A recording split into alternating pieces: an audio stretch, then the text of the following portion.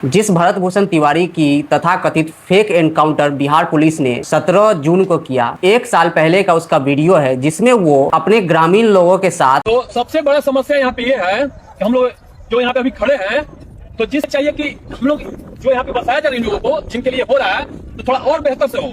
हम लोग जहाँ खड़े हैं ये गड्ढा स्थान है, क्योंकि पिछले साल बाढ़ आया था, उसमें स्थानीय लोगों का जमीन खिसक गया था क्योंकि बाढ़ के पानी से मिट्टी कटता है और वहां के जो विधायक है, सांसद है और ब्यूरोक्रेट है, उनसे वो मांग कर रहे हैं, परेशानी है इनकी, इसको दूर किया जाए। और एनकाउंटर के बाद भी भरत भूषण तिवारी के गाँव वालों का कहना है कि वो समाज के लिए मुद्दे उठाता था। और एक वीडियो जिसमें वो एनकाउंटर करने से पहले वो बता रहा है कि मेरा गुस्सा सिर्फ प्रशासन के खिलाफ है, सरकार के खिलाफ है और यहाँ के जो पदाधिकारी उसके खिलाफ है। जो मुद्दा लोगों का था उसकी पूरा इन्होंने नहीं किया। लेकिन मैं ये नहीं कहता हूं कि भरत भूषण तिवारी पूरी तरह से सही है, क्योंकि उसने पुलिस वालों पे अवैध पिस्टल से हमला करने की कोशिश की, जो कि सरासर गैर कानूनी है। अवैध पिस्टल, अवैध हथियार रखना गैर कानूनी है।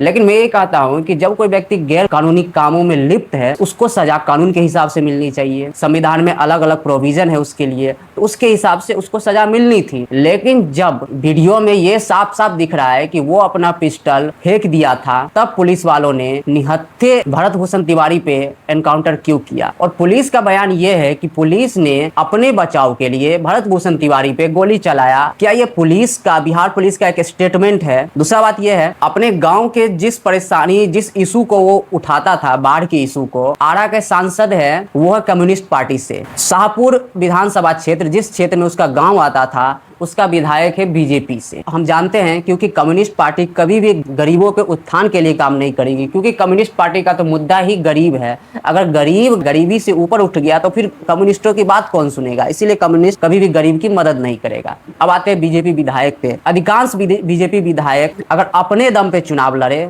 तो शायद ही वो जमानत भी बचा पाए। ऐसा ही एक विधायक हमारे जाले विधानसभा का भी है। अगर उनको बीजेपी का टिकट नहीं मिले और उसके बाद वो दूसरे या तीसरे नंबर पे भी रह जाए चुनाव में, तब भी वो बहुत बड़ी बात है। हम सरकार है, हम सरकार है, हम सरकार है, बदतमीजी करते हो तुम लोग। कई सारे ऐसे विधायक हैं जो बीजेपी के सिंबल पे जीत के आते हैं और उनको ऐसा लगता है कि जनता ने हमें ही स्वीकारा है, और यही गलतफहमी में वो काम नहीं करते हैं, क्योंकि उनको तो लगता है कि बीजेपी के सिंबल से तो हम जीत ही जाएंगे, तो काम करने की क्या जरूरत है। तो भरत भूषण तिवारी का फेक एनकाउंटर एक विफल राजनीतिक और प्रशासनिक व्यवस्था का नतीजा है। लेकिन फिर भी सबसे बड़ी सवाल अभी भी वही है कि जब भरत भूषण तिवारी ने पिस्टल फेंक दिया, अपना हथियार फेंक दिया, उसके बाद उसका एनकाउंटर क्यों किया गया? उसको गिरफ्तार क्यों नहीं किया गया?